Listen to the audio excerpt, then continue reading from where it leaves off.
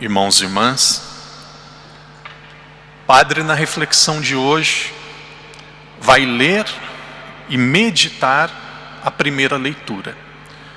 Nós, como católicos, nós precisamos ter a palavra de Deus como algo tão sagrado, como algo que nos ilumina tanto, que nós deveríamos mastigar, meditar e tomar a palavra de Deus como se fosse o norte, de fato aquilo que é o ensinamento do próprio Deus na nossa vida. Nós precisamos ouvir a palavra de Deus com todo amor, com toda atenção. A maioria das questões que nós temos, seguramente as respostas estão na palavra de Deus. Vamos ouvir, vamos meditar e vamos conhecer aquilo que é a história da nossa fé. O texto começa assim: naqueles dias, nós estamos aqui mais ou menos no ano 40, um pouco depois da ressurreição de Jesus, pode ter sido até antes, pode ser que sejam semanas, anos, meses depois da ressurreição de Jesus, bem próximo daquilo que aconteceu. Naqueles dias, os sumos sacerdotes e todo o seu grupo, os judeus, isto é, o partido dos saduceus, enfurecidos contra os apóstolos, mandaram-nos prender e meteram-nos na cadeia pública. Aqui nós estamos falando, quando nós ouvimos Atos dos Apóstolos, até o capítulo 9 mais ou menos, diz principalmente da vida de Pedro. Depois do capítulo 9 diz principalmente da vida de Paulo. Então nós podemos dizer que é dos apóstolos, mas principalmente de Pedro até o capítulo 9 e depois de Paulo.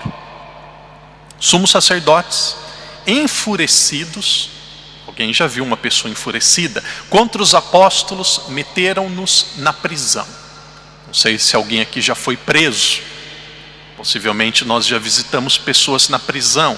Imagine você servindo a Deus, você fazendo o bem e ser lançado na prisão.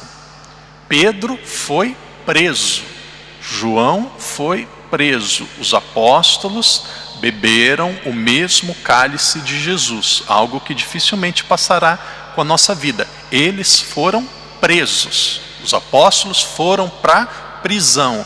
Eu não me imagino passando uma noite na cadeia. Eles foram presos.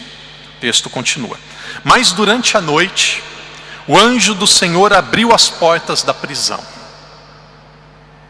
levou-os para fora e disse-lhes: ide, apresentai-vos no templo e anunciai ao povo todas estas palavras de vida. Estavam presos na cadeia. Durante a noite as portas da cadeia se abriram e um anjo falou: saiam, saiam, fujam. Mas o que a gente vai fazer? Vão para o templo. Por que eles haviam sido presos? Porque eles estavam pregando a palavra de Deus. E aqui o anjo pedia para eles voltarem a fazer a mesma coisa. Em outras palavras, é aquilo que Pedro diz em outro texto dos Atos dos Apóstolos: obedecer primeiro a Deus do que aos homens. Volta lá no templo, abriu a porta da cadeia. O que a gente vai fazer da vida agora? Volta para o templo e continua pregando. Possivelmente passou na cabeça deles: quantas horas será que vai demorar essa liberdade? Daqui a pouco já pegam a gente de novo e já traz a gente aqui de novo para a cadeia. Volta para o templo e prega. Vocês percebem que aqui não está falando a hora. Qual será que era o melhor horário para eles terem mais segurança para voltar e para pregar no templo? Que horário será que eles escolheram? Se pegasse meio-dia, 2, 3 da tarde, todo mundo ia ver. Se alguém aqui estivesse no lugar de João, no lugar de Pedro, que horário que vocês escolheriam para pregar no templo para ficar mais seguro? Então vamos ver se eles foram por esse caminho. Tendo ouvido isso, eles entraram no templo de madrugada e começaram a ensinar. Então eles voltaram para o templo. Quando que o anjo apareceu para eles? Qual horário que era? Durante a noite. Ou seja, imediatamente eles voltaram para o templo. Onde eles tinham sido presos, eles voltaram e continuaram a ensinar. Veja que não é uma missa de 6 horas da tarde, um horário cômodo. Ali era de madrugada, era difícil ser católico, era arriscado ser cristão. Voltaram para o templo de madrugada e continuaram fazendo exatamente a mesma coisa. Isso se chama amor a Deus. Isso se chama piedade. Isso se chama santa coragem. Isso se chama intrepidez. Isso se chama paixão pelas coisas do alto. Voltaram e continuaram pregando. Santa Teresa d'Ávila, certa vez, ela falando sobre o jovem rico, Deus falou, o jovem rico se aproximou de Jesus e disse: Senhor, eu ouço eu honro pai e mãe, nunca cometi adultério, pago o dízimo, faço tudo aquilo que é prescrito na lei, o que mais que me falta? Aí Jesus diz: rapaz, só falta uma coisa, vai, vende tudo que você tem, dê aos pobres e me segue. Ele ficou triste porque tinha muitos dons e não teve coragem. Santa Teresa d'Ávila, comentando essa passagem, ela disse assim: faltou uma coisa para o jovem, faltou para aquele jovem, faltou uma dose de santa loucura, faltou uma dose de santa ousadia, faltou dar o passo na fé. Os apóstolos tinham de sobra essa santa ousadia, livres, voltaram para o templo, continuaram pregando, continuaram ensinando. Antes, obedecer a Deus do que os homens. Entretanto, todavia, contudo, chegou o sumo sacerdote com seu grupo. Coisa vai complicar. Convocaram um sinédrio e todo o senado dos israelitas e mandaram buscar os apóstolos à cadeia. As autoridades judaicas se reuniram e falaram: vão para a cadeia e tragam os apóstolos para eles serem julgados. Será que aconteceu quando eles chegaram na cadeia para pegar os apóstolos? É isso que nós vamos ver agora. Os guardas foram lá, mas não encontraram na prisão e voltaram para avisar: encontramos a cadeia fechada com toda a segurança e os guardas de sentinela à porta. Os guardas estavam lá à porta para eles não fugirem. De repente, quando chegou os guardas, cadê? Cadeia vazia, eles não estavam na cadeia. Abriram-na, mas não encontraram ninguém lá dentro. Ao ouvirem estas palavras, o comandante do templo e os príncipes dos sacerdotes ficaram muito perplexos, perguntando entre si o que tinha passado com os presos. O que aconteceu? Onde que eles estão? Como que isso é possível? Entretanto, veio alguém, aqui, acho que no português de Portugal vocês têm essa palavra fofoqueiro, não tem? Todo lugar sempre tem fofoqueiro. No Brasil a gente chama de diva. Diva é são 4 iniciais. Departamento de Investigação da Vida Alheia. Então, toda paróquia, todo lugar tem a diva, Departamento de Investigação da Vida Alheia. Aí, um agregado, um membro da diva, pegou e chegou. Veio alguém comunicar-lhes: os homens que metestes na prisão estão no templo a ensinar o povo. Não estão na cadeia não, eles estão lá no templo ensinando o povo. Então o comandante do templo foi lá com os guardas e trouxe os apóstolos para serem julgados, mas sem violência, porque tinham receio de serem apedrejados pelo povo. Por mim é fantástico. Por mim é fantástico. Por que eles tinham essa coragem? Por que eles tinham essa força?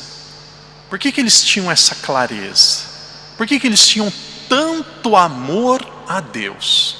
Por que eles tinham tanta convicção? Quantas vezes que eu já vi uma pessoa deixar de ir na igreja porque está chovendo, às vezes porque está com uma dorzinha, às vezes por causa daquilo. Livres, não. Por que eles tinham tudo isso? A resposta está no fim do evangelho de hoje.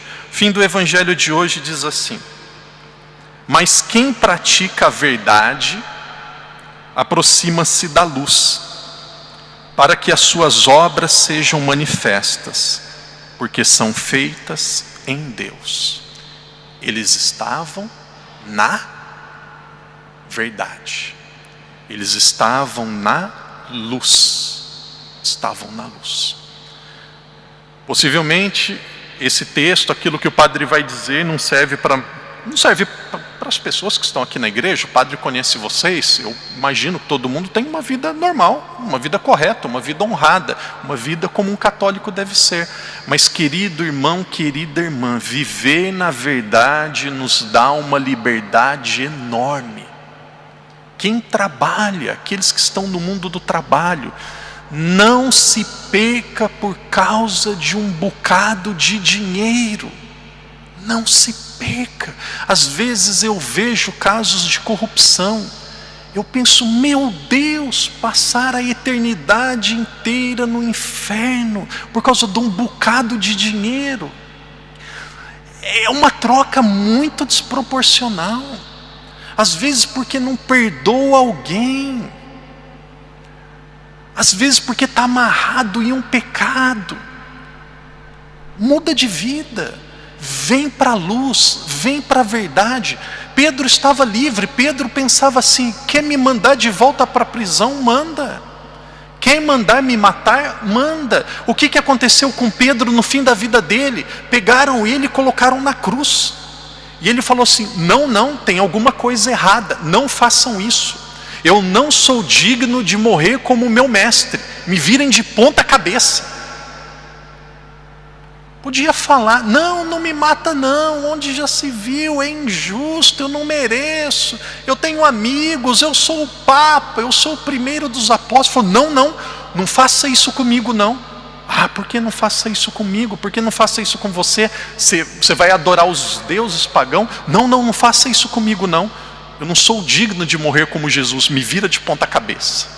E aí foi morto, livre, na verdade.